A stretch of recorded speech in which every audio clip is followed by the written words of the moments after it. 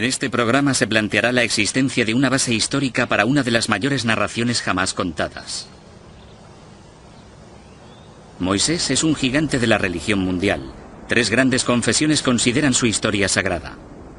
Según la Biblia cristiana, el Corán musulmán y la Torá judía, Dios intervino directamente en la historia a través de este notable profeta. Estas son las cosas que os ordena hacer el Señor. Por medio de Moisés, Dios entregó las tablas de la ley a su mundo. Y hasta el día de hoy, esos 10 mandamientos siguen siendo la base moral de 3 religiones del planeta. La historia de Moisés comienza en su lugar de nacimiento, el delta del Nilo del antiguo Egipto. Los refugiados hebreos huyeron de la sequía en su tierra natal, la Palestina bíblica, y se asentaron aquí.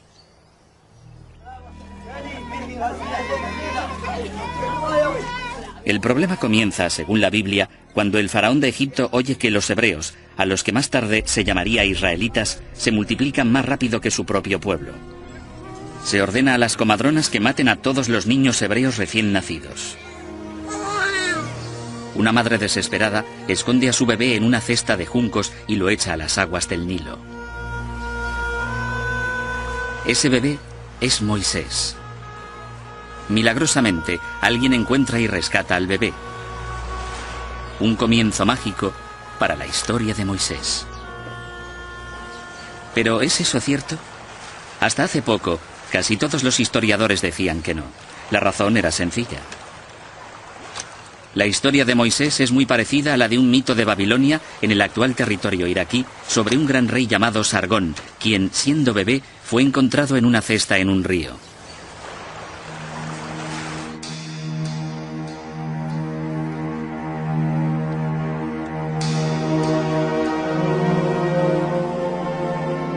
A través de un meticuloso análisis de los textos más primitivos, sabemos que la Biblia se escribió mucho tiempo después de los acontecimientos que describe.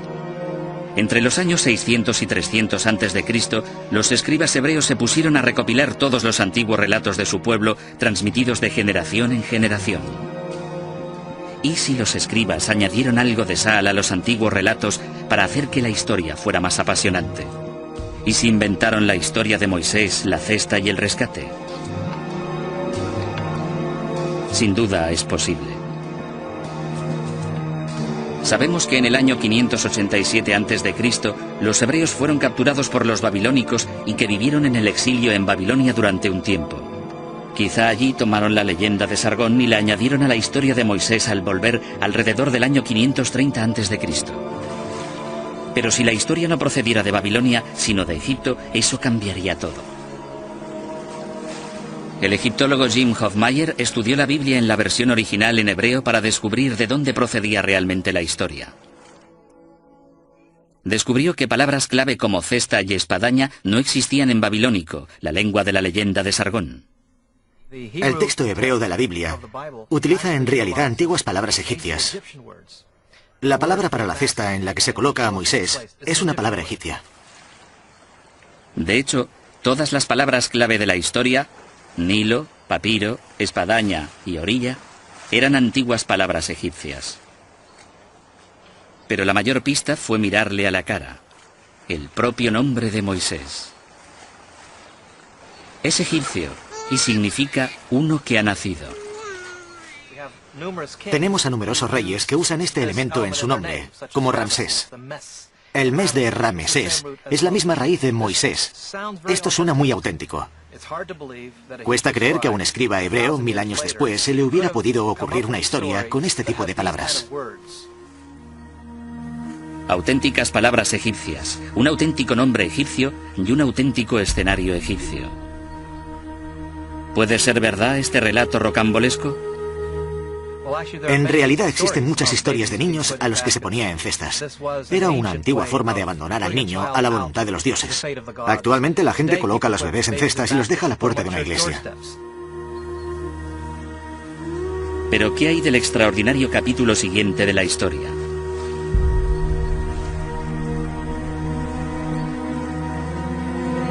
La Biblia afirma que Moisés fue rescatado por la hija del faraón o su esposa, según el Corán. Ella lo adoptó. Sobrevivir en el río fue una suerte. Pero el hecho de que un pobre inmigrante fuera rescatado por la realeza y fuera criado como un príncipe es sin duda algo propio de un cuento de hadas. Aunque en el antiguo Egipto no es una idea tan inverosímil.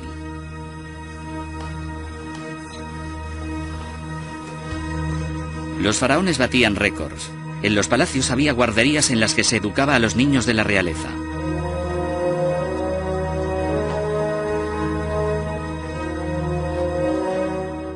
Por los textos antiguos conocemos una institución asociada al palacio que se llamaba la Guardería Real. Y en esta institución se educaba a los niños de la realeza. Específicamente se enseñaba a los príncipes a leer y escribir. De hecho, tenemos el testimonio de algunos de los escribas que contaban cómo su maestro escriba los golpeaba cuando eran perezosos y se aseguraba de que escribieran bien sus cartas. Pero ¿dónde está la prueba de que el faraón acogiera a Moisés y lo pusiera en una de estas clases? Por supuesto, ahora no tenemos pruebas. Lo interesante es que durante este tiempo también se admitió a niños que no pertenecían a la realeza. Entraron en esta institución hijos de reyes extranjeros para aprender a leer y escribir. Así que los faraones sí que educaban a niños extranjeros, pero ¿de qué tipo? ¿Cómo sabemos si los hebreos estuvieron en Egipto o no? Aquí nuestra búsqueda del auténtico Moisés topa con un obstáculo enorme.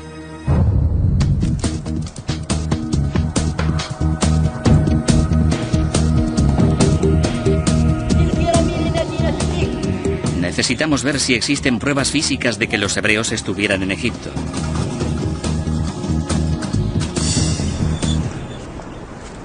La historia dice que Moisés sacó de Egipto a 2 millones de hebreos y que vivieron durante 40 años en el desierto del Sinaí. Pero en un siglo de arqueología en el Sinaí no se han descubierto pruebas de ello. Así que algunos expertos empezaron a pensar lo impensable. Si los hebreos nunca estuvieron en Egipto, quizá toda la épica era ficción, creada para dar a su pueblo una historia y un destino.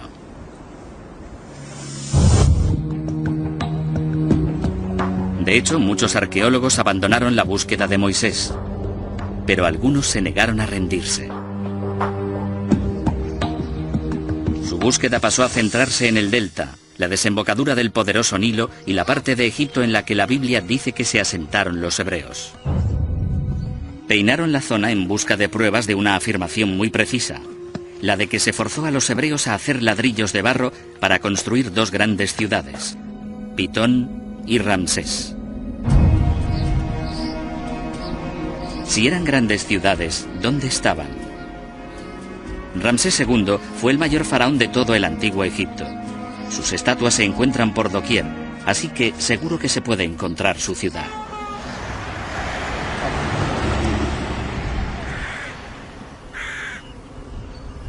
Pero al buscar hoy por la zona del delta, no se halla ninguna señal de ella. Sonaba más como una historia inventada por un escriba. Hasta que un día, un granjero de la zona encontró una pista tentadora. Los restos de los pies de una estatua gigante. Los arqueólogos no se creían su suerte. Una inscripción en un pedestal cercano confirmó que la estatua pertenecía a Ramsés II.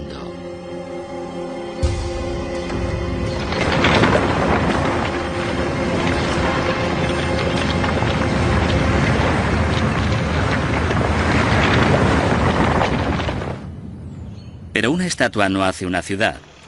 Para probarlo, los arqueólogos necesitaban encontrar restos de edificios hechos con ladrillos de barro. En los años 70, diversos equipos de arqueólogos egipcios y alemanes comenzaron a buscar por la zona pruebas de la ciudad perdida de Ramsés. Fueron desenterrando gradualmente restos de casas, templos e incluso palacios. Si realmente esto era una antigua ciudad en su día, habría llevado varias generaciones excavarla. Pero ahora, con la nueva tecnología, los arqueólogos pueden detectar cimientos a mucha profundidad y hacer un mapa de toda una ciudad en cuestión de meses. Ramsés II fue un constructor prolífico, Así que, gracias a los templos y palacios que sobreviven en otras partes de Egipto, tenemos una idea acertada de qué aspecto tenía la ciudad. Fue una de las mayores ciudades del antiguo Egipto. Se construyó en torno al año 1250 a.C. Vivieron allí 20.000 egipcios.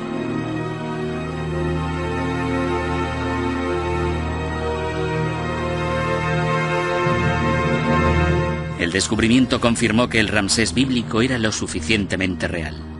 El nombre no lo inventó un escriba.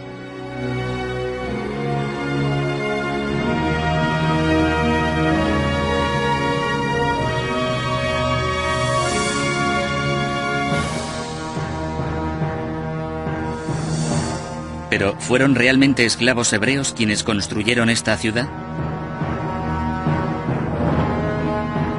En los documentos del antiguo Egipto hay una misteriosa referencia a una tribu capturada por el faraón y forzada a trabajar en la ciudad de Ramsés. Una de estas tablillas de arcilla enumera grupos de personas que fueron capturadas por el faraón. Uno de los grupos se llama Jabiru. Jabiru suena a hebreos. Hebreos, Jabiru. ¿Podría ser el pueblo al que guió Moisés? No podemos saberlo con seguridad, pero las pistas están ahí. Eran nómadas de lengua semítica y querían asentarse en Canaán, la Siria actual, Israel y Palestina. Quizás sí eran los hebreos.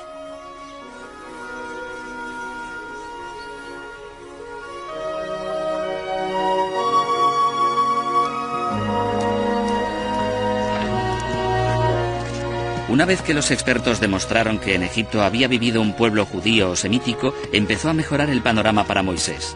Quizá no era todo fantasía. Era hora de volver a mirar su vida de adulto, su vida como líder y hacedor de milagros. Dice la Biblia que un día dejó el lujo del palacio de Ramsés para observar cómo los esclavos hebreos hacían ladrillos de barro.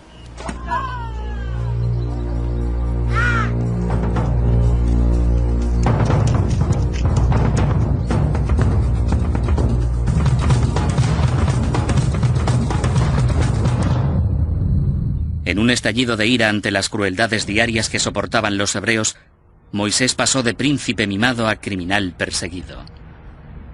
Le esperaba la pena de muerte si lo cogían. Al huir de Egipto, Moisés se dirigió a Midian, limítrofe con Arabia.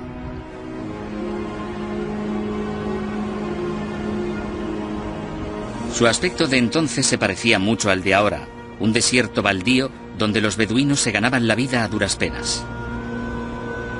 Según la historia, Moisés ayuda a sus hermanas, molestadas por unos hombres mientras intentan cuidar a sus ovejas.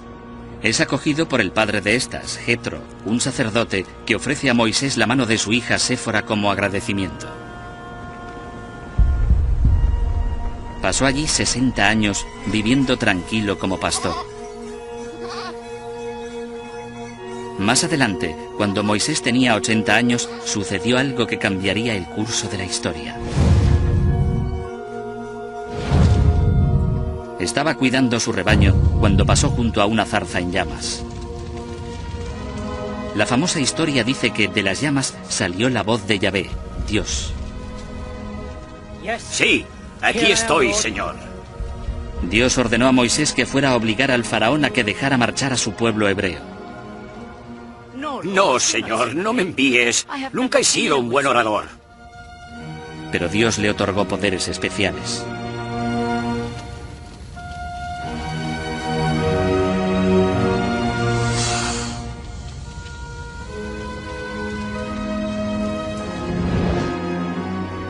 Quizá Moisés sí oyó la voz de Dios. No es algo que podamos comprobar, es una cuestión de fe. Pero Clinton Bailey, destacado experto en las tribus nómadas beduinas que viven ahora en la península del Sinaí, cree que tal experiencia en el desierto es perfectamente plausible. Si tienes que sobrevivir aquí con este calor y esta desolación, estás más cerca de Dios. He visto a los beduinos rezando solos en medio del desierto. Y cuando rezan, consiguen una conexión entre sí mismos y Alá, Dios, que es muy fuerte. Y es como decir, Oye, el de arriba, ayúdame.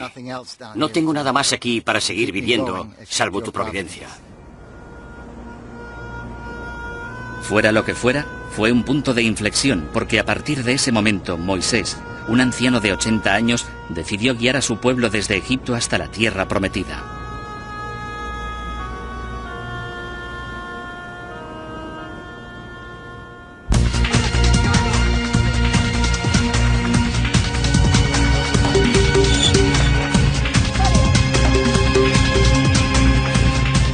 Lo que ocurrió después, según la Biblia, se ha convertido en un pilar de la fe judía.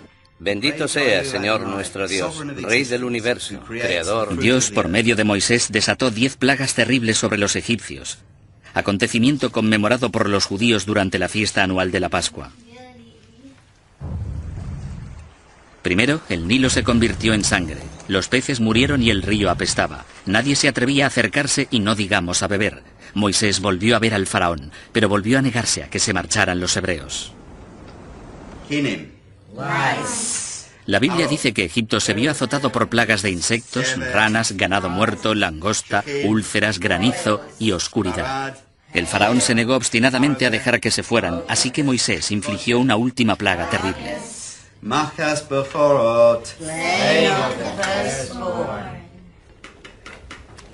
La matanza de los primogénitos de Egipto destrozó al faraón. Se rindió ante Moisés.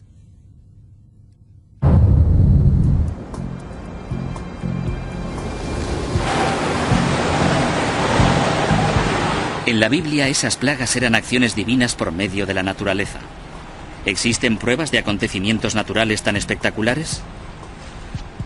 Este es el río Neuse, en New Bern, Carolina del Norte, lugar de un desastre medioambiental increíblemente parecido a algunas de las plagas de Egipto. Una mañana de verano de 1991, los residentes de New Bern descubrieron al despertar que, al igual que en la Biblia, parecía que las aguas de su río se habían convertido en sangre.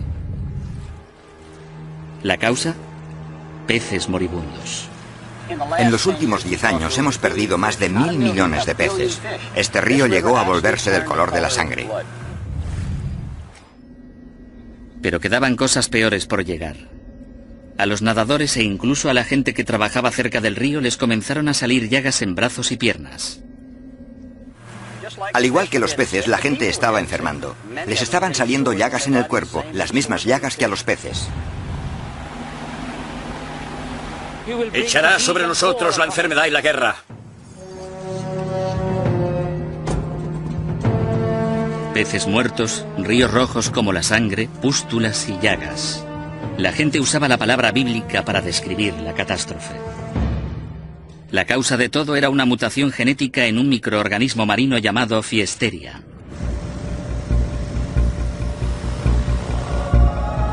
La causa del brote fue la polución. Empeoró aún más cuando se desbordó el río.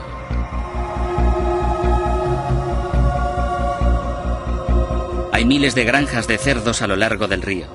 Los cerdos producen decenas de millones de litros de residuos y parte de ellos van a parar al río.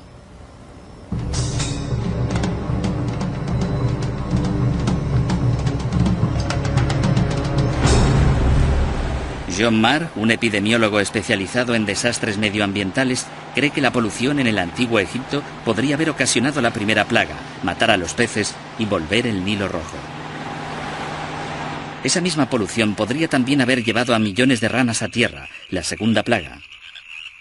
Si te niegas, cubriré Egipto de ranas. En tierra, las ranas morirían, provocando una explosión de moscas y piojos, la tercera y cuarta plagas. Cuando los peces hubieron muerto y las ranas también, pudo haber poblaciones de insectos que criaran y pudieran transmitir enfermedades virales a la población equina, así como al ganado, matándolos. El ganado muerto fue la quinta plaga. Algún insecto como la mosca de los establos podría haber picado a humanos provocando la sexta plaga, la de las úlceras y ampollas. El organismo de la Fiesteria podría haber desencadenado las primeras 6 plagas, pero ¿qué hay de las otras? El granizo y la oscuridad, por ejemplo. 10 años antes, Estados Unidos fue azotado por otro desastre, esta vez en el noroeste. Murió ganado, los humanos se enfermaron y, lo más importante, hubo granizo y oscuridad. Parecían igual que las plagas bíblicas. Fue una secuencia de acontecimientos devastadores, y todo el mundo sabía qué lo había provocado.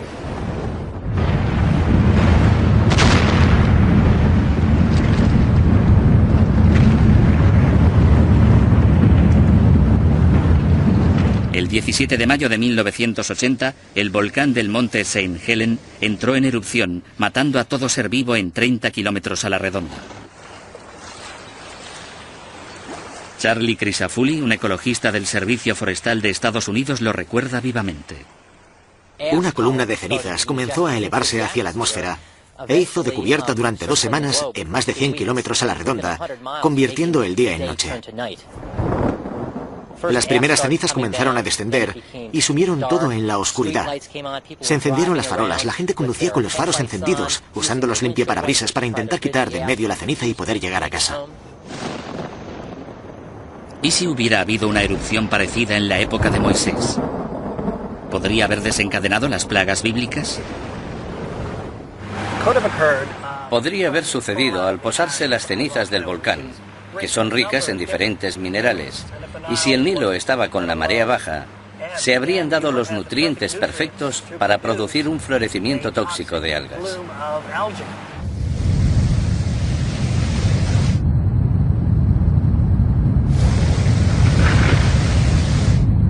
Cenizas volcánicas, polución, fiesteria.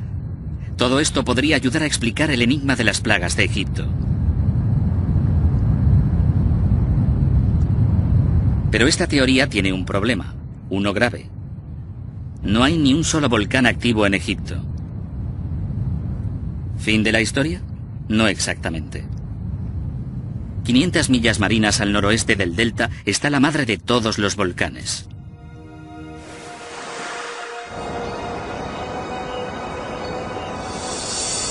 Esta es la isla griega de Santorini, en el mar Egeo, escenario de la famosa leyenda de la Atlántida. Esta gran cuenca curva fue creada por una gigantesca erupción volcánica.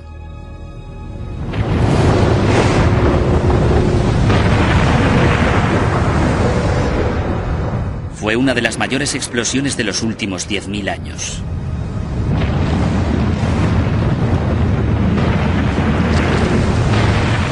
La explosión se sitúa en el siglo XVI a.C.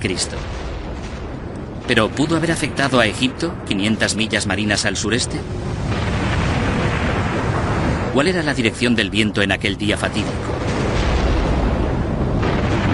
Sureste, hacia Egipto.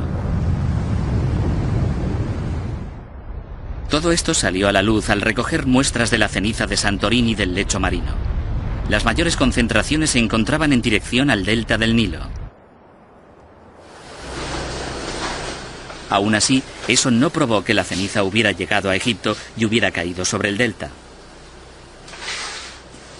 Para descubrirlo, el doctor Daniel Stanley, un oceanógrafo de la Smithsonian Institution, fue al delta y extrajo muestras de barro, arena y cieno. Vale, bien. Sí, de acuerdo. Veamos si conseguimos que funcione esto. En los núcleos que taladramos, encontramos fragmentos volcánicos química y ópticamente, en cuestión de tamaño y forma. Esos fragmentos de cristal se pueden relacionar con seguridad con la explosión de Santorini. El tamaño de los fragmentos de cristal también dio al Dr. Stanley una visión escalofriante del efecto de la onda expansiva sobre el delta. Creo que debió de ser una experiencia aterradora. Debió de ser muy duro el hecho en sí, la explosión. Se debió de notar cómo caía la ceniza. Así que creo que debió de ser lo que en la jerga llamamos una de las grandes. Con las pruebas de que la nube de ceniza pudo haber llegado hasta el delta, los científicos podían abordar la cuestión principal. ¿Desencadenó el volcán las plagas bíblicas?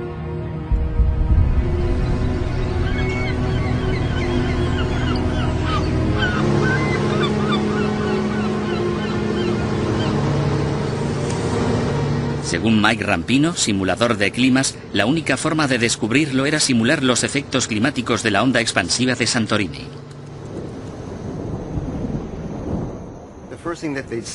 Lo primero que habrían visto sería esta nube de ceniza sobre ellos, tan oscura que ocultaba totalmente el sol. Luego una lluvia de cenizas desde el cielo, desde la nube, seguida del tipo de tiempo extraño que hay tras las erupciones volcánicas. Relámpagos, quizá oscuridad. ¿Y qué hay de las plagas de peces muertos e insectos? Si nos centramos en la zona de Egipto, estos resultados son nuevos. Vemos que hay sequía, una disminución de las precipitaciones en las partes altas de las fuentes del Nilo. Y el flujo del Nilo sería menor. Al bajar el nivel del río, las aguas comenzaron a estancarse. Con el río contaminado y la lluvia de minerales venenosos procedentes de la nube de ceniza, el Nilo se convirtió en un cóctel mortal. Las condiciones eran propicias para un brote de plagas.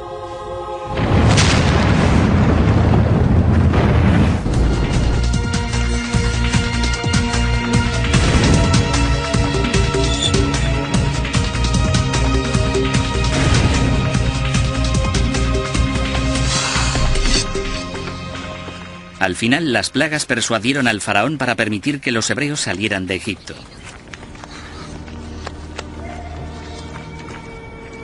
Y así comienza uno de los movimientos humanos más famosos de la historia, el Éxodo.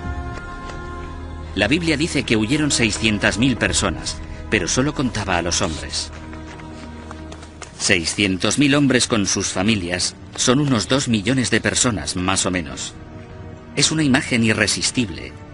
Semejante masa humana yéndose del delta. Pero ¿hay pruebas que sugieran que pudo ocurrir realmente? Depende de en qué siglo se busque.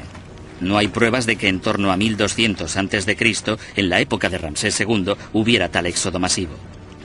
¿Quizás sea una exageración de la cifra bíblica? Se ha calculado que el ejército egipcio contaba solo con unos 25.000 o 30.000 hombres. Si así fuera, los 600.000 israelitas podrían haber superado a los egipcios y haberse marchado en cuanto hubieran querido. Así que debe de haber otra solución al problema de las cifras. Creo que la solución no es cambiar lo que ha dicho la Biblia, porque sí que tiene sentido. El problema no es lo que dice el texto bíblico, sino cómo se ha traducido y entendido a lo largo de la historia. La palabra Aleph significa 1000 y se ha traducido como 600 Aleph, que puede significar 1000. Sí que significa 1000, pero en el resto de la Biblia, esta palabra hebrea, Aleph, se traduce como clan o unidades militares. Si eso es cierto, nos encontramos ante una población mucho menor, quizá 25.000 en lugar de millones. 25.000 sería un pequeño éxodo, nada comparable a la cifra de 2 millones de la Biblia. Hay quienes creen que la cifra bíblica no es ninguna exageración. Pero ¿qué pruebas hay de esto?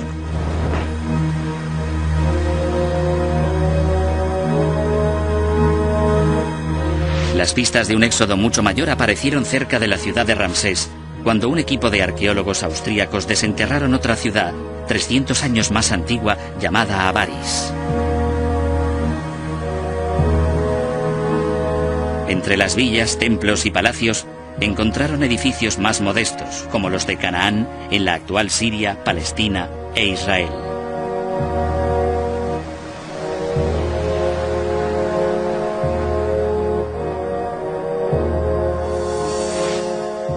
Encontraron sepulturas parecidas a esta reconstrucción que claramente no eran egipcias. Estos son huesos de una oveja de lana larga, una raza procedente de Canaán.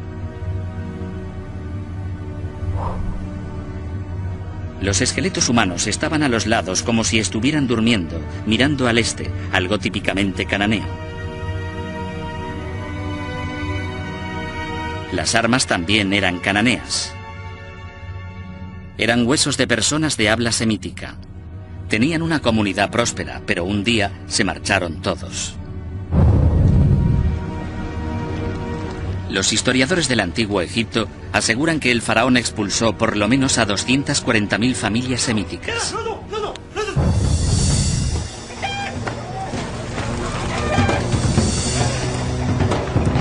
Viene a ser 1 millón de personas, una cifra mucho más cercana a la cifra bíblica. Tenemos allí a la población, vemos cómo desaparece, vemos cómo abandonan el lugar. La ciudad de Avaris queda completamente abandonada a la arena que va amontonándose y se han ido a algún lado.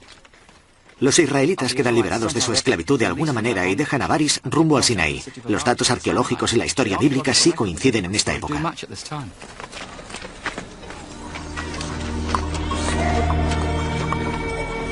Es imposible determinar si estos semitas eran los hebreos del éxodo bíblico o un grupo diferente.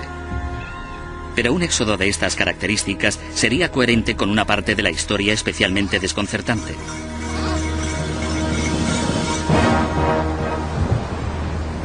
En el relato bíblico, Dios guió a los hebreos fuera de Egipto con una columna de nubes durante el día y una columna de fuego durante la noche.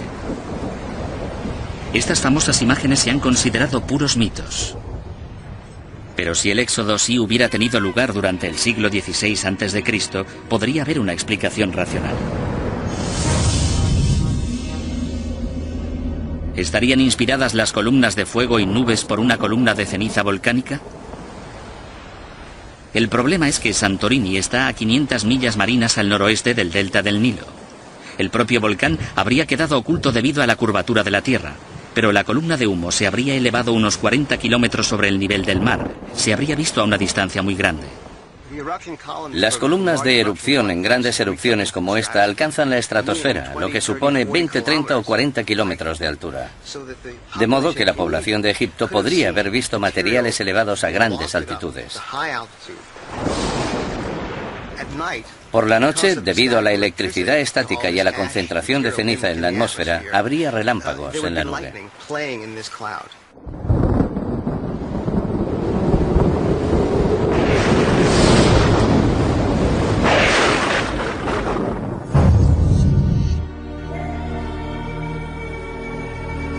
La imagen que describe la Biblia del Éxodo encaja sorprendentemente bien con los hechos históricos.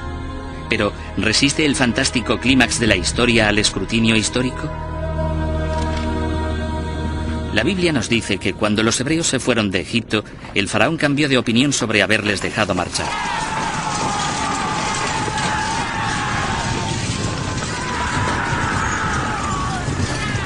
Tomando 600 de sus mejores carros, alcanzó a los esclavos fugitivos. Pero 600 vuelve a sonar a una exageración impresionante. No hay pruebas en Egipto de que Ramsés tuviera más que unos cuantos carros. Hasta 1997, fecha de un importante descubrimiento en el delta.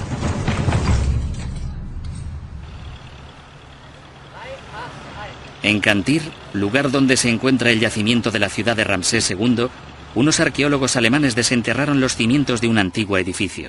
Allí encontraron enterrado esto, un tapacubos de un carro. Un carro solo no hace un ejército, así que continuaron excavando.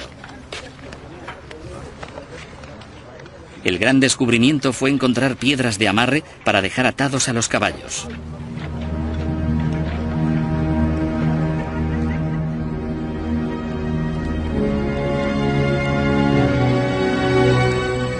Esto demostró que aquel lugar en el pasado había sido un establo para carros y caballos.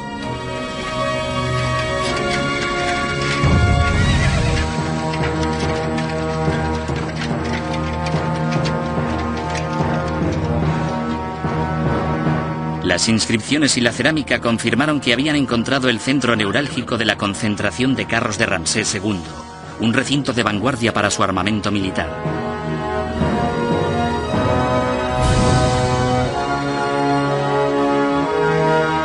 Al finalizar la excavación, los arqueólogos habían encontrado establos suficientes para albergar a no menos de 500 carros y caballos.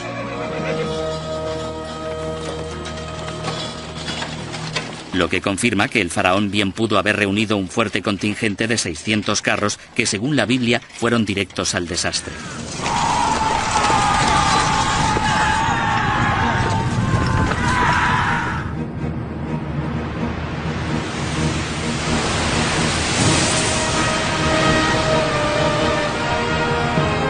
Cuando los hebreos se han marchado de Egipto, La Biblia cuenta la parte más milagrosa de la historia de Moisés, la división del Mar Rojo. Las aguas se abrieron, Moisés y su pueblo las atravesaron y el mar volvió a cerrarse, ahogando al faraón y a su ejército. El material es digno de una película de Hollywood, pero el Mar Rojo es demasiado profundo.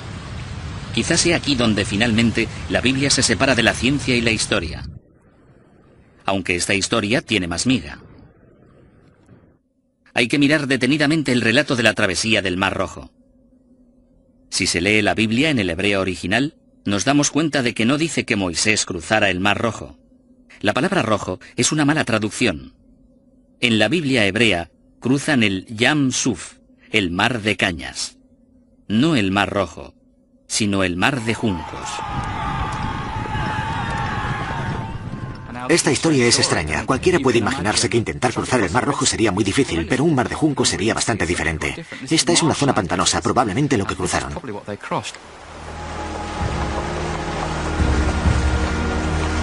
Ahora las nuevas Biblias usan la traducción correcta. Así que, ¿dónde está ese mar de juncos? Los textos del antiguo Egipto mencionan una zona llamada Pazufi, que significa los juncos. Gracias a las fotografías por satélite, hemos descubierto enormes depresiones en la parte este del delta entre el Sinaí y la zona de cultivos. Estas depresiones fueron en su día regiones pantanosas. Y ese es el lugar que la Biblia llama Mar de Juncos y los egipcios Pa-Zufi, los juncos. Pero que el agua volviera y se llevara todos estos carros y soldados parece muy poco probable. ¿Podría ser posible? El texto auténtico nos dice que sopló un viento del este que empujó las aguas a un lado, y si se habla de un pantano de juncos poco profundo, o quizá de unos 2 o 3 metros de agua como máximo, es físicamente posible. De hecho, se ha visto en los últimos 100 años. La gente ha visto en estas zonas, en estos pantanales, cómo el agua era empujada hacia un lado. El ejército egipcio no quedaría completamente diezmado, pero por lo que respecta a los israelitas, fue una épica salvación divina.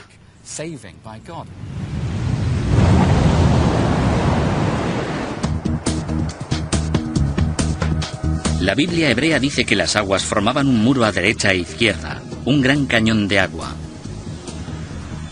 Es posible que esto estuviera inspirado por el recuerdo traumático de un cataclismo real.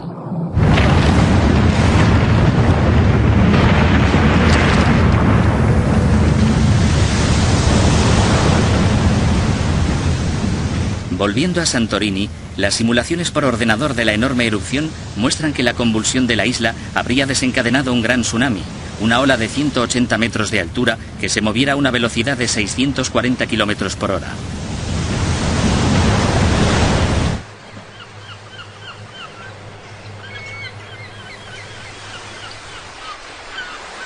Según Floyd McCoy, experto en maremotos, fue una de las mayores olas de marea de la historia y debió de alcanzar Egipto. Encontramos pruebas, por increíble que parezca, en el fondo marino. Los tsunamis barrieron el fondo del mar Mediterráneo y levantaron los sedimentos. Y nosotros podemos encontrar esos sedimentos. Esto nos da indicios de en qué direcciones fueron. El modelo simulado por ordenador nos mostraba la irradiación de olas por todo el Mediterráneo, llegando a alcanzar el delta del Nilo, así como todo el litoral. Pero ¿cómo podía un tsunami dividir las aguas poco profundas del mar de juncos? Si se observa unas olas normales, se aprecia que, por unos instantes, justo antes de romperse, el agua se retira de la playa. Un gran tsunami retiraría el agua de la playa y de los ríos y lagos conectados, dejando tierra seca hasta 2 horas. Tiempo suficiente para que la gente la atravesase caminando. Pero nadie que persiguiera a los hebreos habría tenido tanta suerte. Para cuando llegara al delta, la ola habría disminuido de 180 metros a 1,80 m, y los expertos creen que habría tenido una longitud de 160 kilómetros.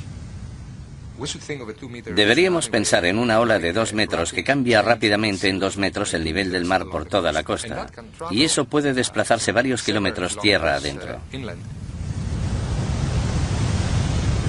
Al desplazarse tierra adentro, por ríos y canales, el tsunami ganaría energía. Su fuerza totalmente destructiva fácilmente podría ahogar a un ejército.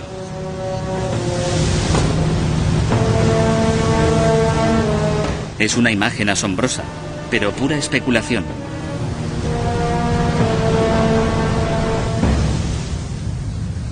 En 1994, la isla filipina de Mindoro se vio afectada por un tsunami y un terremoto. El terremoto provocó una grieta enorme en el fondo de un lago a más de 1,5 kilómetros tierra adentro. Un testigo ocular sintió un temblor y dijo que de pronto vio cómo el agua del centro del lago caía hacia adentro como una cascada.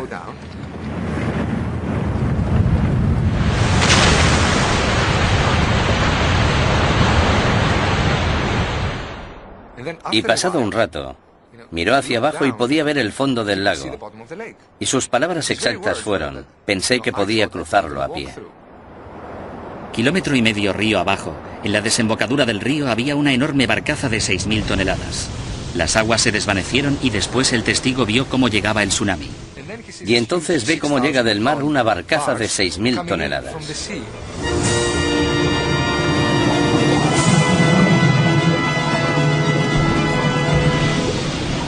El gran tsunami que azotó el delta del Nilo era 1000 veces más devastador que el de Filipinas. Se habría recordado a lo largo de varias generaciones.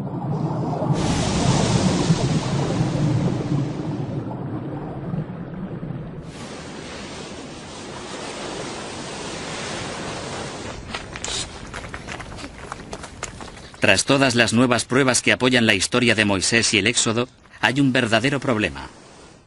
Algunas de las mejores pruebas datan de en torno al año 1500 a.C. Algunas son más de 300 años después. Sencillamente, las fechas no cuadran, aunque quizá no tengamos que elegir una de ellas. Tal vez hemos estado condicionados a ver el Éxodo como un único acontecimiento dramático, pero quizá hubo más de un Éxodo.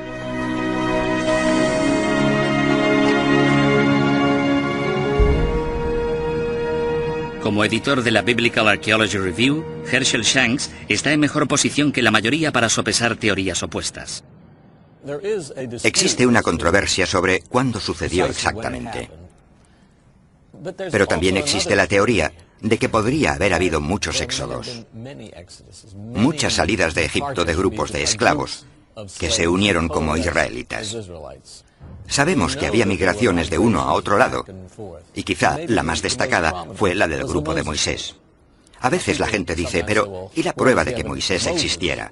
No tenemos pruebas directas de la existencia de Moisés, pero sabemos que cuando se fueron los israelitas, debían de tener algún tipo de líder. Si no se llamaba Moisés, tendría otro nombre.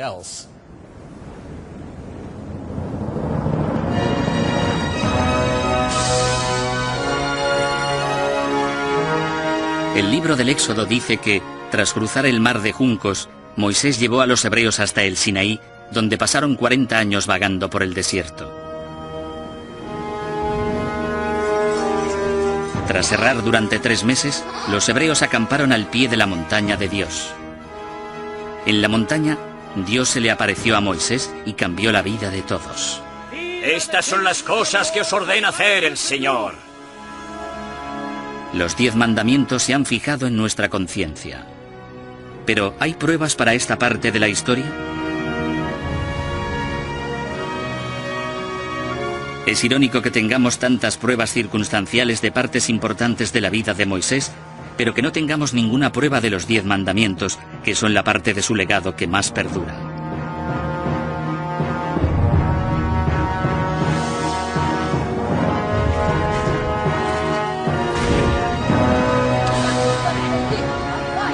En cierto sentido, ahora todos somos hijos de Moisés.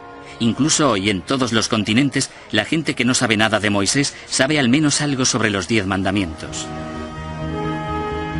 Han sido el cimiento de todas las civilizaciones occidentales y de Oriente Próximo y siguen siendo la base moral para 2/3 de la población mundial.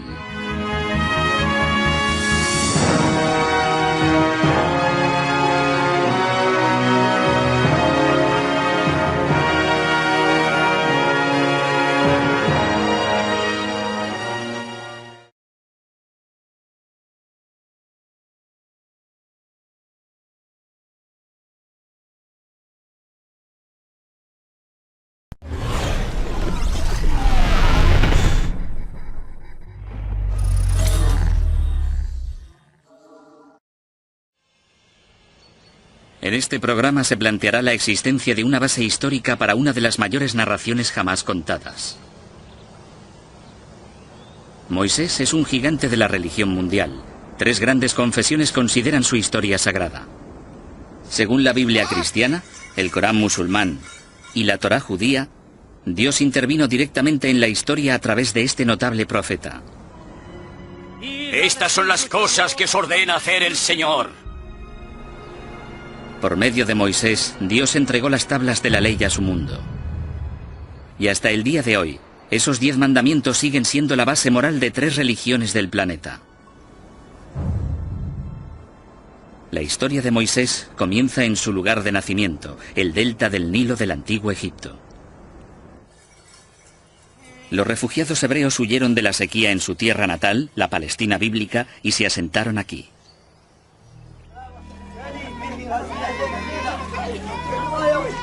El problema comienza, según la Biblia, cuando el faraón de Egipto oye que los hebreos, a los que más tarde se llamaría israelitas, se multiplican más rápido que su propio pueblo. Se ordena a las comadronas que maten a todos los niños hebreos recién nacidos. Una madre desesperada esconde a su bebé en una cesta de juncos y lo echa a las aguas del Nilo. Ese bebé es Moisés. Milagrosamente, alguien encuentra y rescata al bebé. Un comienzo mágico para la historia de Moisés. El texto hebreo de la Biblia utiliza en realidad antiguas palabras egipcias. La palabra para la cesta en la que se coloca a Moisés es una palabra egipcia. De hecho, todas las palabras clave de la historia, Nilo, papiro, espadaña y orilla, eran antiguas palabras egipcias. Pero la mayor pista fue mirarle a la cara, el propio nombre de Moisés. Es egipcio y significa uno que ha nacido. Tenemos a numerosos reyes que usan este elemento en su nombre, como Ramsés. El mes de Ramesés es la misma raíz de Moisés. Esto suena muy auténtico. Cuesta creer que a un escriba hebreo, 1000 años después, se le hubiera podido ocurrir una historia con este tipo de palabras. Auténticas palabras egipcias, un auténtico nombre egipcio y un auténtico escenario egipcio. ¿Puede ser verdad este relato rocambolesco? En realidad existen muchas historias de niños a los que se ponía en cestas. Era una antigua forma de abandonar al niño a la voluntad de los dioses.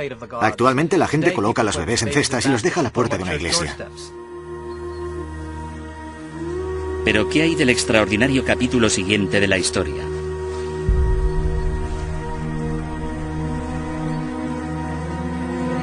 La Biblia afirma que Moisés fue rescatado por la hija del faraón o su esposa, según el Corán. Ella lo adoptó. Sobrevivir en el río fue una suerte. Pero el hecho de que un pobre inmigrante fuera rescatado por la realeza y fuera criado como un príncipe es sin duda algo propio de un cuento de hadas. Aunque en el antiguo Egipto no es una idea tan inverosímil.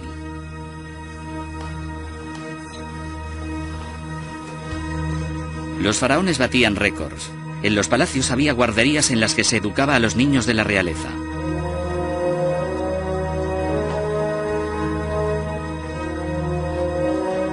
Por los textos antiguos conocemos una institución asociada al palacio que se llamaba la Guardería Real. Y en esta institución se educaba a los niños de la realeza. Específicamente se enseñaba a los príncipes a leer y escribir. De hecho, tenemos el testimonio de algunos de los escribas que contaban cómo su maestro escriba los golpeaba cuando eran perezosos y se aseguraba de que escribieran bien sus cartas.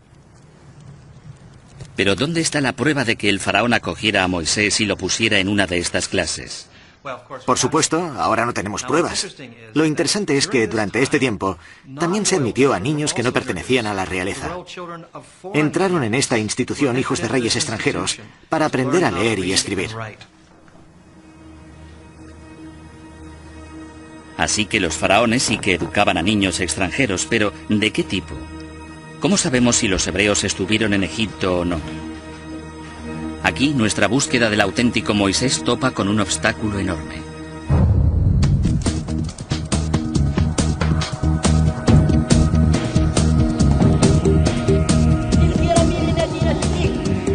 necesitamos ver si existen pruebas físicas de que los hebreos estuvieran en Egipto.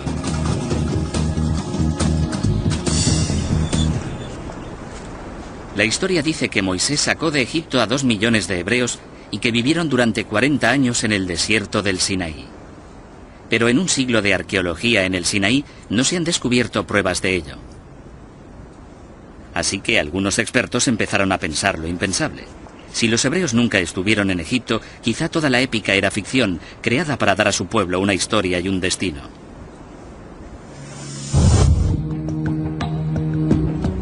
De hecho, muchos arqueólogos abandonaron la búsqueda de Moisés, pero algunos se negaron a rendirse.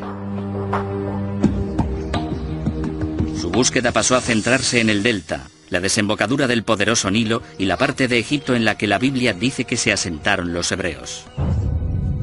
Peinaron la zona en busca de pruebas de una afirmación muy precisa, la de que se forzó a los hebreos a hacer ladrillos de barro para construir 2 grandes ciudades, Pitón y Ramsés. Si eran grandes ciudades, ¿dónde estaban? Ramsés II fue el mayor faraón de todo el antiguo Egipto. Sus estatuas se encuentran por doquier, así que seguro que se puede encontrar su ciudad.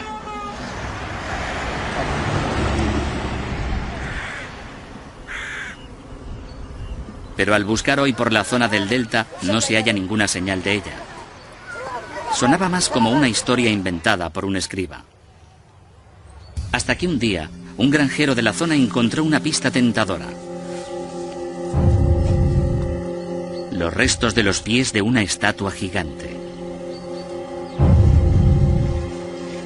Los arqueólogos no se creían su suerte. Una inscripción en un pedestal Sés. ¿Pero es eso cierto?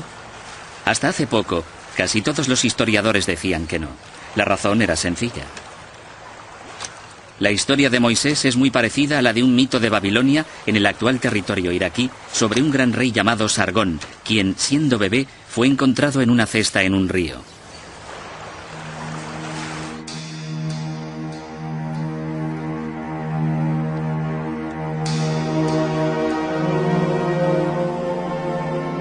A través de un meticuloso análisis de los textos más primitivos, sabemos que la Biblia se escribió mucho tiempo después de los acontecimientos que describe.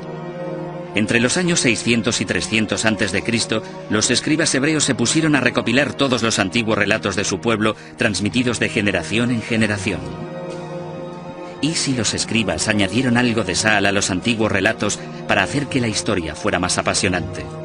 ¿Y si inventaron la historia de Moisés, la cesta y el rescate? Sin duda es posible. Sabemos que en el año 587 a.C., los hebreos fueron capturados por los babilónicos y que vivieron en el exilio en Babilonia durante un tiempo. Quizá allí tomaron la leyenda de Sargón y la añadieron a la historia de Moisés al volver alrededor del año 530 a.C. Pero si la historia no procediera de Babilonia, sino de Egipto, eso cambiaría todo. El egiptólogo Jim Hofmaier estudió la Biblia en la versión original en hebreo para descubrir de dónde procedía realmente la historia. Descubrió que palabras clave como cesta y espadaña no existían en babilónico, la lengua de la leyenda de Sargón.